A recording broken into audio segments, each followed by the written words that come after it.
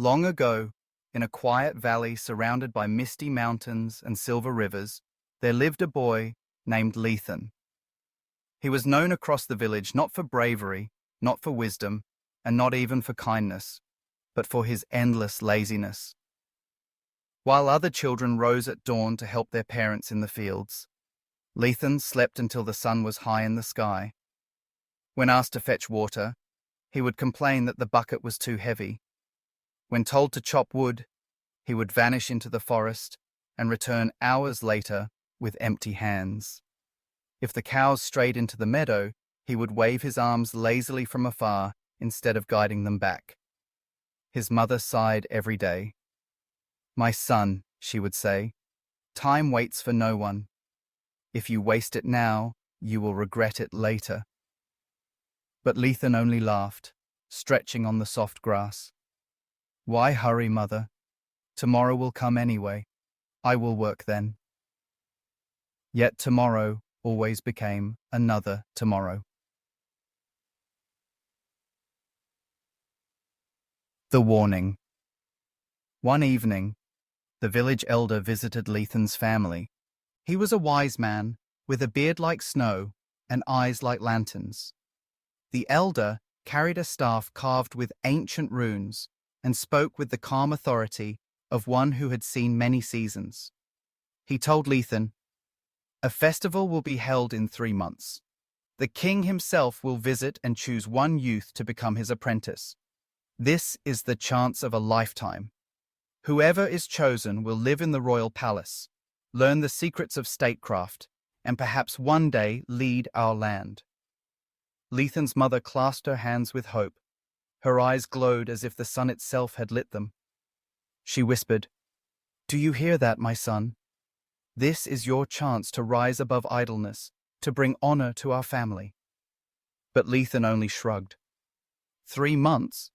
That is plenty of time. I will prepare later. Besides, why should the king care about me? Perhaps he will choose someone else anyway. The elder frowned, tapping his staff against the earth. "Remember this, boy. The crown chooses not only the strong or the clever, but also those who respect time. Waste your days, and you waste your destiny." Then he left, shaking his head.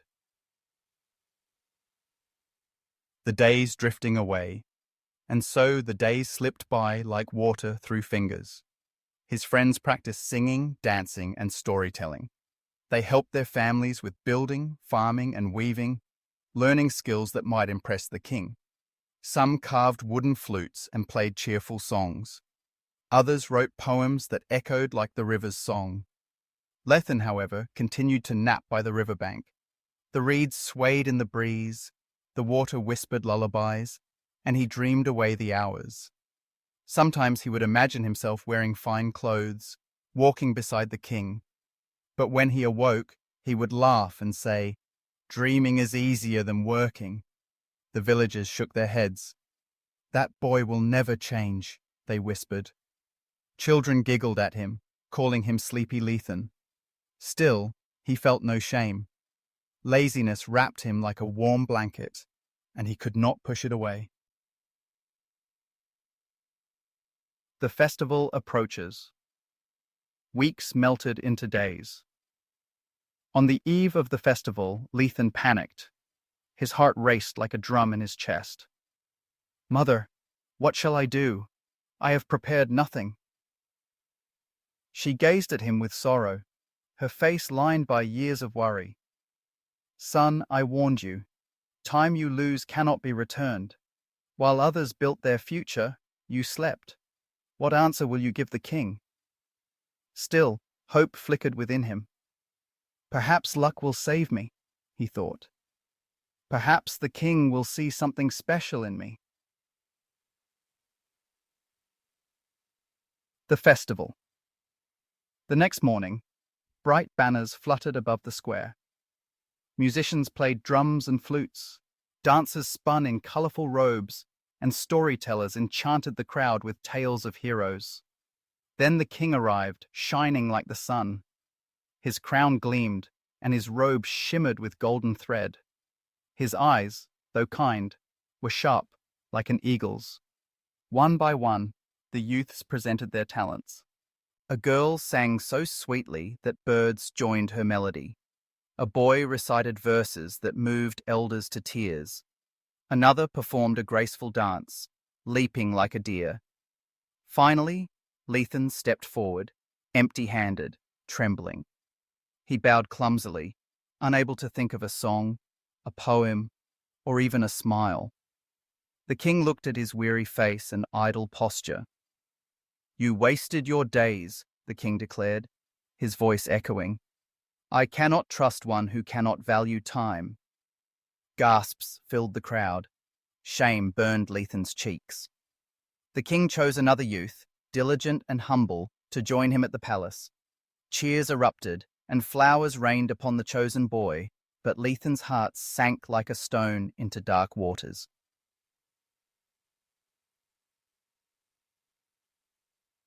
Flight into the forest.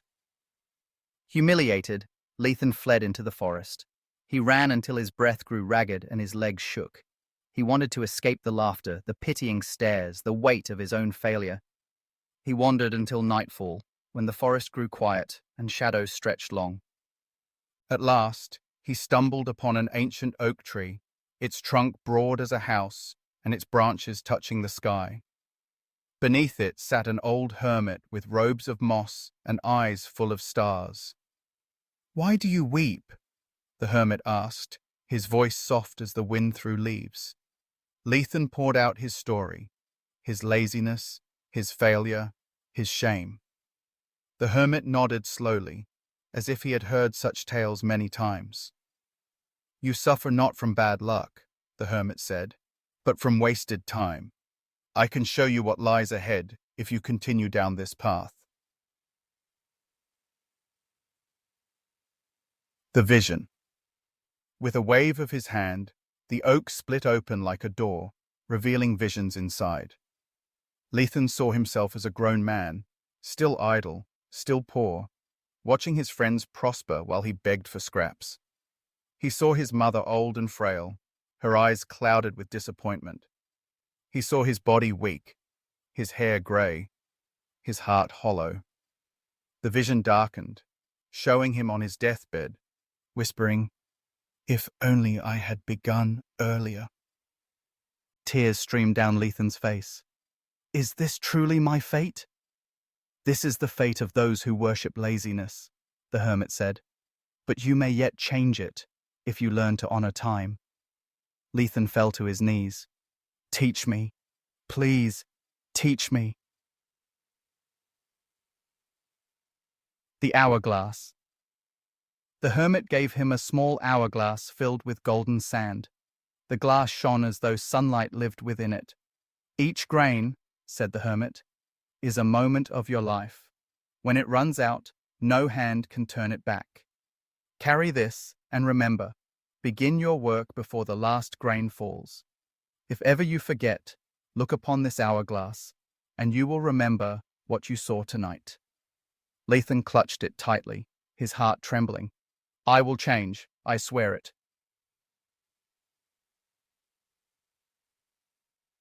Transformation. From that day, Lethan changed.